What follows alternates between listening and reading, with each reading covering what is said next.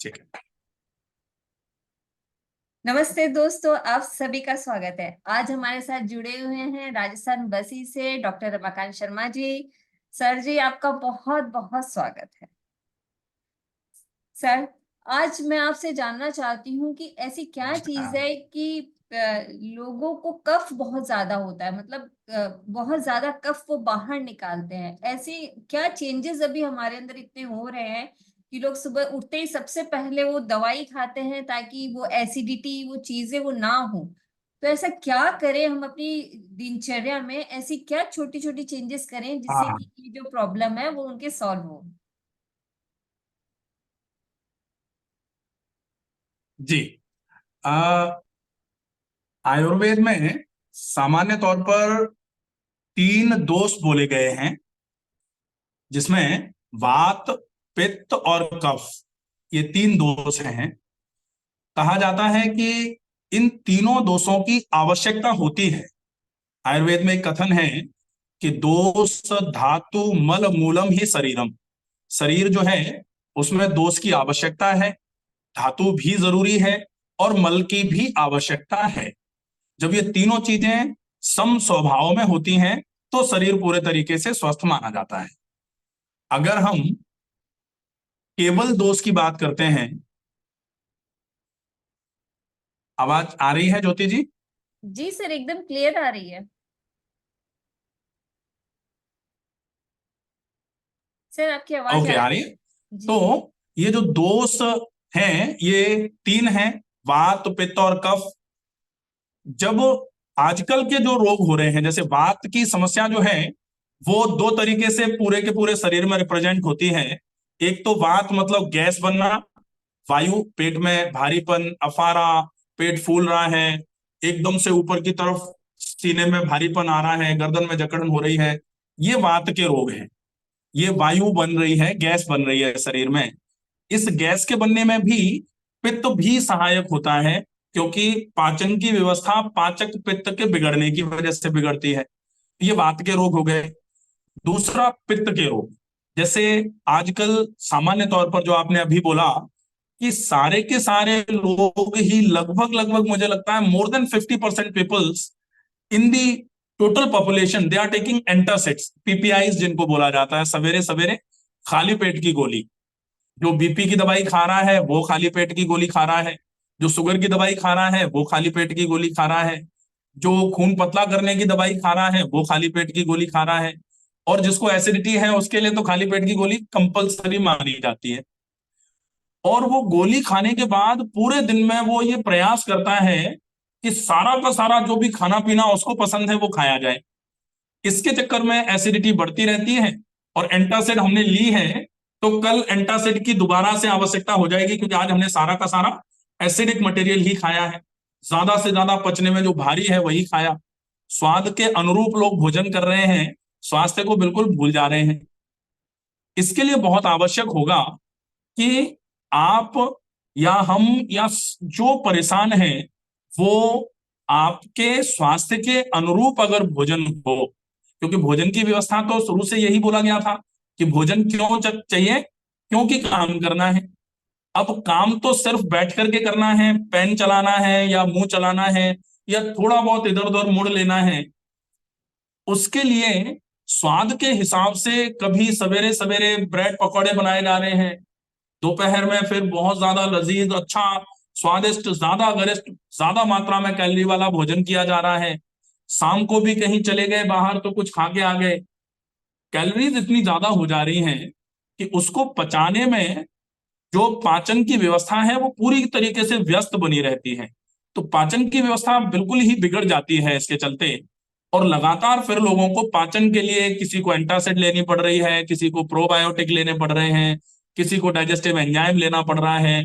तो बहुत सारे लोग ऐसे भी हैं जो रात को सवेरे सवेरे पेट साफ हो इसके लिए आज रात को ही चूरन चटनी या सिरप आती है, बहुत सारे क्रेमाफिन ले रहे हैं, लूज ले रहे हैं, क्रेमाफिन प्लस भी बहुत सारे लोग लगातार लेते हैं। कोई इसबगोल की भूसी खा रहा है, कोई कोई पेट सफा चूरन खा रहा है ताकि सवेरे पेट साफ हो जाए। और सवेरे पेट साफ हो जाए उसके बाद सवेरे से लेकर शाम तक वो पेट साफ न रह जाए इसका पूरा प्रयास करते हैं हम।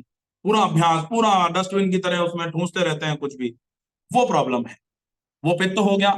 अब आती है बारी कफ की, जो आपका मूल प्रश्न था कि सामान्य तौर पर आजकल लोगों को क्या हो रहा है कि सवेरे सवेरे जाके छींके आ रही हैं, या फिर सवेरे सवेरे कोई भी एक्टिविटी कर रहे हैं तो बीच में कफिंग रिफ्लेक्स आ रहा है और गले में से कुछ निकल करके म्यूकस बाहर आ रहा है, स्पिट करने जाना पड़ रहा है बीच बीच में।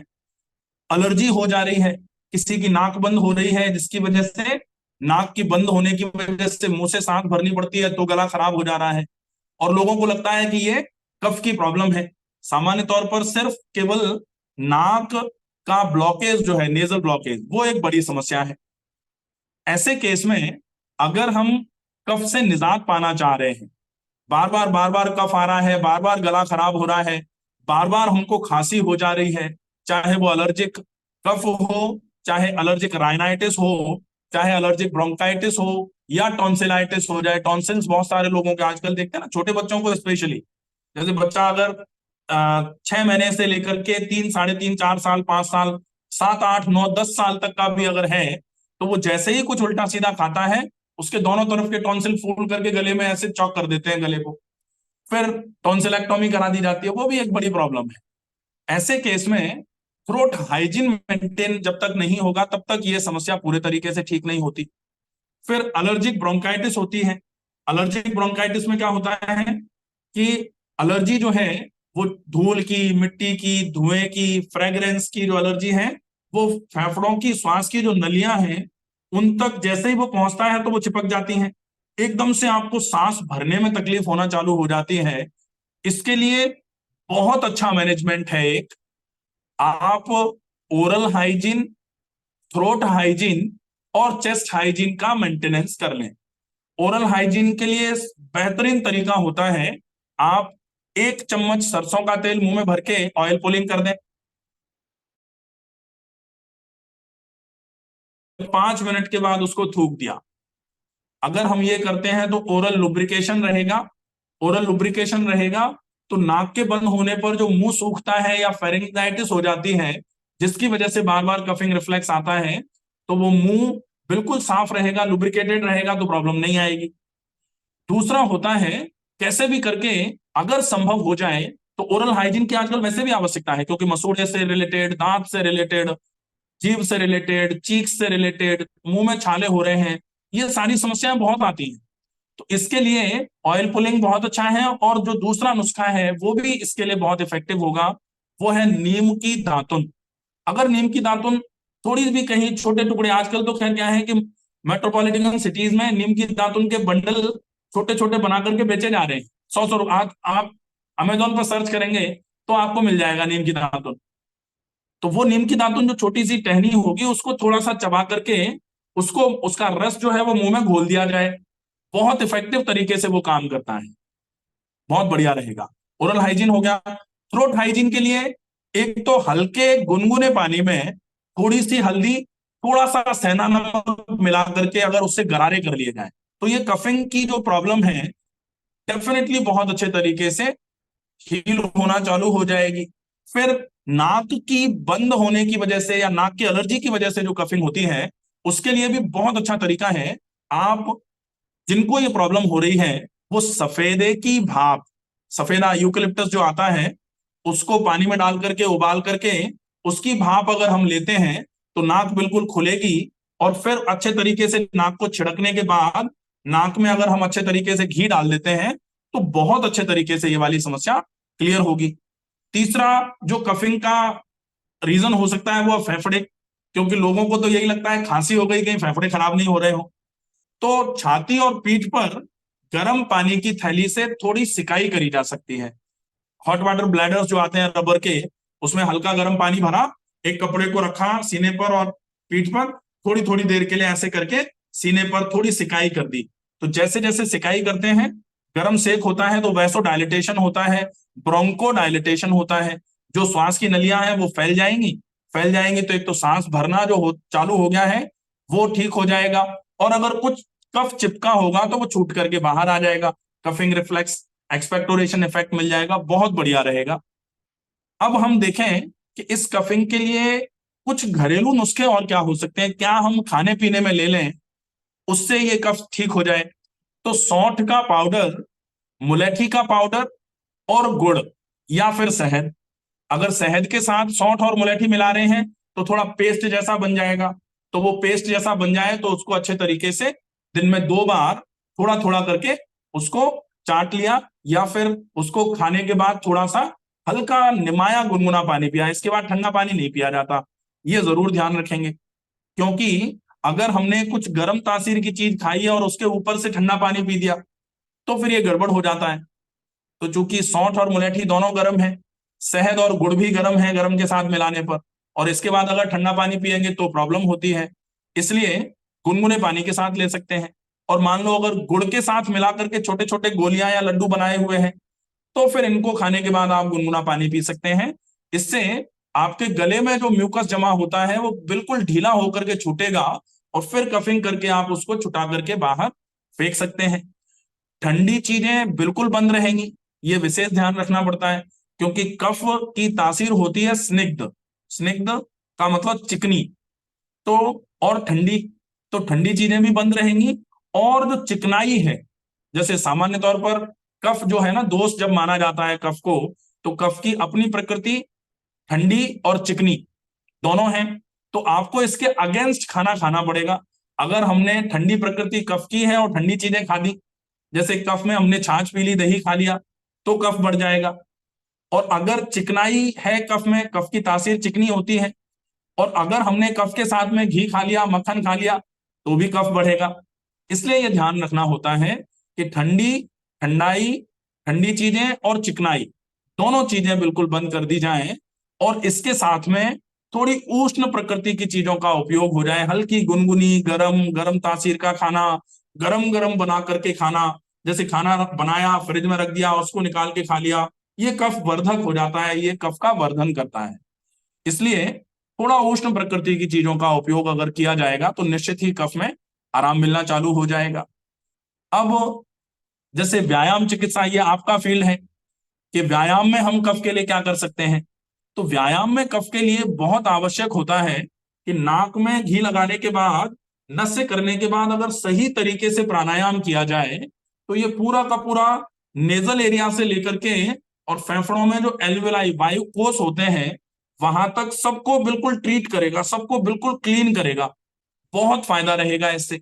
तो नाक में घी लगाने के बाद लेकिन क्या होता है कि कफ की प्रकृति है, नाक बंद है और हम प्राणायाम कर रहे हैं, तो प्राणायाम करने से नाक अगर बंद है और हमने प्राणायाम का अभ्यास किया तो सिर भारी हो जाता है। बहुत सारे लोगों को कहते हुए पाया जाता है कि हमने तो प्राणायाम किया था, हमारे तो सर में दर्द हो गया था। उसका कारण सिर्फ इतना सा होता है कि प्राणायाम कर रहे हैं तो निश्चित ही आपको ये देखना पड़ेगा कि नाक खुली हो। क्योंकि प्राणायाम के लिए परिभाषा में लिखा गया है, तस्मिन् सति श्वास प्रश्वास योगति विच्छेद प्राणायाम। अब अगर नाक ही बंद है तो श्वास प्रश्वास होगा ही नहीं, जोर लगाना पड़ेगा, और जोर लगाना पड़ेगा तो सिर में भारीपन आ जाएगा। तो नाक में घी डालने के बाद आप प्राणायाम अगर कराते हैं तो निश्चित ही कफ की प्रकृति धीरे धीरे करके कम होना चालू हो जाती है। उज्जाई प्राणायाम करा सकते हैं, सिंह गर्जनासन करा सकते हैं, और उसमें जो कफ निकल करके आए तो इस कफ के निकलने को वेग बोला जाता है। आयुर्वेद में कुछ वेग बताए गए हैं। जैसे अगर छींक आ रही हो और बहुत सारे लोग ऐसे करके रोक लेते हैं ना, तो छींक को कभी भी रोका नहीं जाना चाहिए। खांसी अगर किसी को आ रही है और कोई सोचे कि हमको खांसी आ रही है, चलो लाओ पूरा हो जाएगा उसके बाद ही खांसी करेंगे, तब तक लेकिन वो वेग रुकेगा तो वेग, रुका हुआ वेग जो है ना वो शरीर में विकृति पैदा कर देता है, वो बड़ा बड़ा रोग होकर के शरीर में फिर से आएगा। इसलिए वेग का कभी भी दमन नहीं किया जाना चाहिए। तो खांसी छींक जब भी आए उसको क्लियर कर दिया जाए। अगर आप जैसे सिंह गर्जनासन या फिर कोई भी ऐसा आसन या एक्सरसाइज कराएंगे जिससे कफ जो है छूट करके बाहर आएगा, और अगर वो कफ छूट करके बाहर आया है और उसको फिर निकल करके अंदर, बहुत सारे लोग जैसे योगा के क्लास में प्रोटोकॉल फॉलो करते हैं कि नहीं नहीं खड़े होके नहीं जा सकते, अगर कफिंग रिफ्लेक्स हुआ, कफ निकल के मुंह की तरफ आया भी तो उसको स्पिट करने के लिए बाहर नहीं जाएंगे, उसको फिर से निकल लेंगे। ये बहुत ही खराब तरीका है इसका, तो ये बड़ा नुकसानदायक है। ये विशेष ध्यान रखा जाना चाहिए कि योग करके जिसको आप निकाल के बाहर फेंकना चाह रहे हो और शरीर ने उसको बाहर निकालने का प्रयास भी किया, और आपने ऐच्छिक तरीके से उसको वॉलंटरी कंट्रोल करते हुए दोबारा से अंदर ले लिया, तो डेफिनेटली प्रॉब्लमेटिक रहेगा वो। इसलिए इसका विशेष ध्यान रहे। तो ये योग, व्यायाम चिकित्सा, आहार चिकित्सा और प्राकृतिक चिकित्सा में इस तरीके से अगर कफ का मैनेजमेंट किया जाएगा तो ये कफ पूरे तरीके से बिल्कुल क्लियर हो जाता है, कतई फिर कोई दिक्कत नहीं आएगी कफ से रिलेटेड। जी सर, मुझे एक बात पूछनी थी। आपने कहा कि हार्ट के पास हम गरम थैली, जिसको गरम बैग कहते हैं, वो रखने के लिए बोला। लेकिन सर ऐसा कहा हाँ सुना है मैंने कि हार्ट के पास हमें गरम चिकित्सा नहीं करनी चाहिए। आप पीठ पर रख सकते हाँ, हो, हार्ट के पास नहीं रखनी चाहिए। वो क्या रहता है कि जैसे किसी को हृदय से संबंधित समस्याएं हैं, ऐसे समय में अब अच्छा, हृदय से संबंधित समस्याएं भी एक्सट्रीम पर अगर हैं, जैसे पल्पिटेशन हो रहा है, या फिर एट्रियल फिब्रिलेशन हो रहा है एकदम से, या वेंट्रिकुलर फिब्रिलेशन हो रहा है, ऐसे केस में अगर हम गर्म करते हैं तो थोड़ी सी इलेक्ट्रिकल कंडक्टिविटी बढ़ करके उस समस्या को बढ़ा सकती है।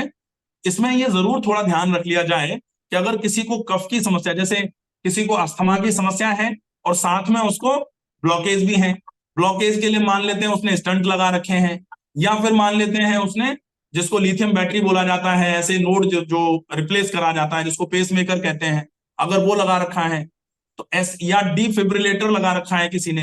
हार्ट की बहुत सारी कंडीशंस होती है, तो अगर कोई ऐसी कंडीशन है स्पेसिफिक, तो फिर आप कोशिश करेंगे कि ये छाती पीठ वाला सेक जो है, इसको करने की बजाय फिर आप सिर्फ वो सफेदे की भाप जो है वो नाक से होते हुए सीधा फेफड़ों में अंदर तक चली जाए, उसका काम कर सकते हैं। फिर आप डायरेक्ट गर्म सेक छाती और पीठ पर भी ना करें, क्योंकि चूंकि पीठ पर भी करेंगे तो आएगा तो हर्ट है ही, हर्ट तो 3D डायमेंशन में है, तो उस केस में तो छाती और पीठ दोनों पर ही ना किया जाए।